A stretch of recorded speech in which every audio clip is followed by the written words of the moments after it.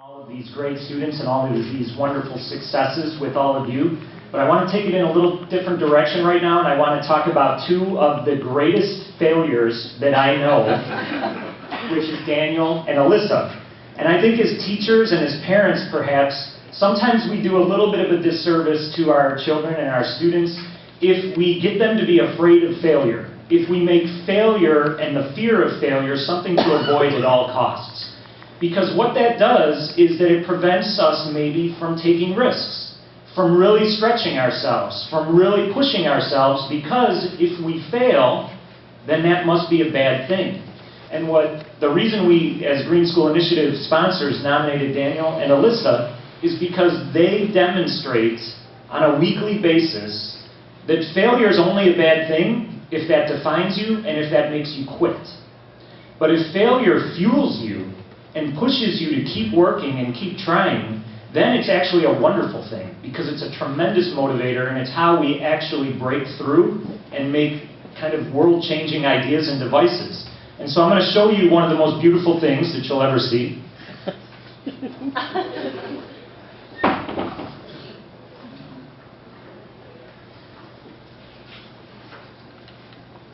This is Daniel and Alyssa's invention, which has real potential to help change the world.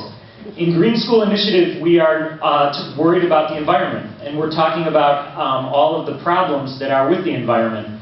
We have about 50 students who join the club, and they all want to save the environment, but then they realize, oh man, it's really hard. Like, if it was easy, everybody'd do it, right? And we wouldn't be in this mess. But what Daniel and Alyssa figured out was, okay, how could we use all recycled materials to create an aquaponics system that could be used in a home or in an office as a food source?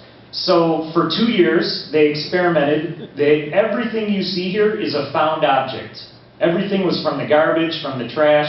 So you've got an old fish tank, and in the bottom of the fish tank are 2 goldfish, which in the future could be tilapia, because we don't really eat goldfish, but we could eat the tilapia.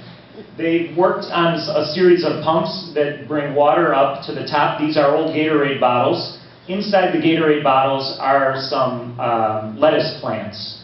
So the fish are dirty. They create waste. That waste is wonderful fertilizer for the plants. So it gets sucked up in the water and it nurtures the plants. But the plants clean the waste out of the water. So when the water trickles back down, it keeps a clean environment for the fish. So this is a self-contained system. When the lettuce grows, you have lettuce that you can eat, and eventually you can eat your fish as well. So these systems are being used on large-scale systems, like in warehouses in Chicago and things like that. Daniel and Alyssa got turned on to this idea of aquaponics, and they wanted to create their own system.